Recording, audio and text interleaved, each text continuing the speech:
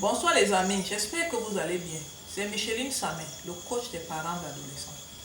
Je voudrais partager avec vous une idée aujourd'hui. Vous connaissez dans votre entourage des gens qui ont fait de hautes études, mais qui ont des difficultés financières, ou alors qui n'arrivent pas à gérer un budget dans la maison. Vous en connaissez sûrement, n'est-ce pas? Lorsqu'on se rapproche de ces personnes, on se rend compte que leur manque d'éducation financière commence dans leur jeunesse, dans leur enfance.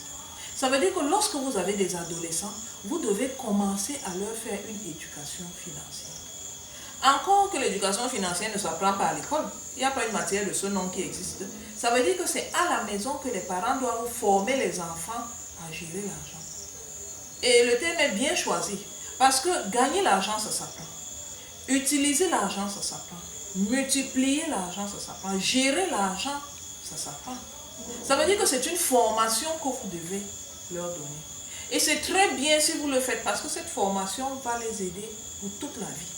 La preuve, ces gens qui sont diplômés mais qui n'arrivent pas à gérer un budget, c'est parce que dans leur enfance, personne ne leur a appris. Et c'est dans la pratique que vous allez le faire. C'est des choses de tous les jours. Par exemple, apprenez à votre ado que lorsqu'il reçoit de l'argent, il doit toujours au moins le diviser en 3 parties. Un tiers, c'est l'argent qu'il va épargner. Un tiers, c'est l'argent qu'il va dépenser. Et un tiers, c'est l'argent qu'il va investir.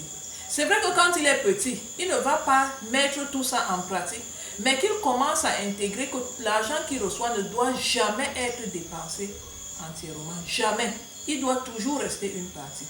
Une autre chose que vous pouvez faire pour apprendre à vos adolescents l'éducation financière, c'est de leur apprendre la différence entre une envie et un besoin.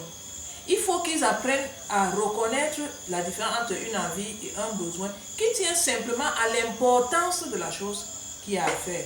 Par exemple, vous savez que les adolescents ont besoin de beaucoup de choses. Par exemple, il a besoin d'une paire de tennis. Oui, il a besoin d'une paire de tennis. Mais maintenant, est-ce une envie ou un besoin? Autrement dit, est-ce qu'il a déjà des paires de tennis qu'il ne porte pas et puis il veut celle-là juste parce que c'est une autre couleur? Ou alors, est-ce qu'il a des tennis qui sont toutes gâtés, qu'on ne peut même plus réparer? C'est pour ça qu'il lui faut une paire de tennis. C'est la même chose, vouloir une paire de tennis. Mais maintenant, le niveau d'importance montre si c'est une envie ou si c'est un besoin. Maintenant, vous allez lui apprendre une autre chose.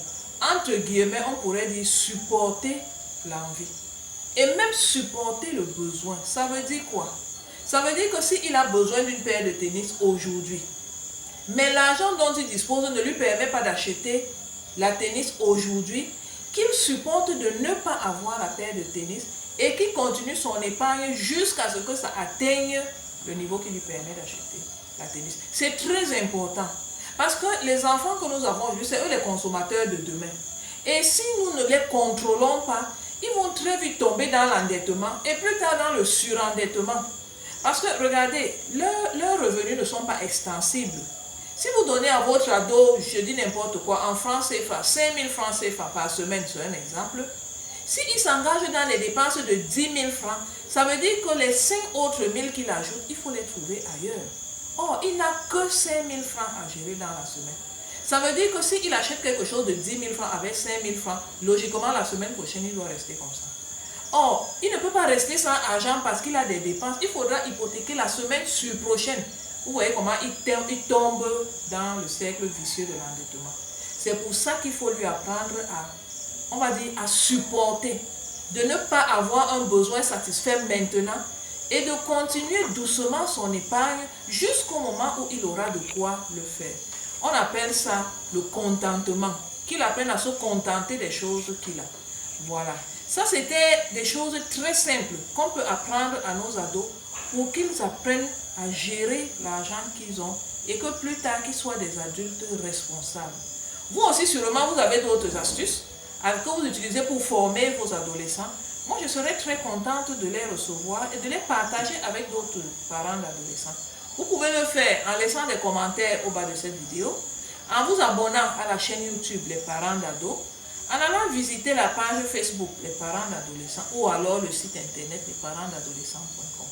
Bonne soirée à vous et à la prochaine.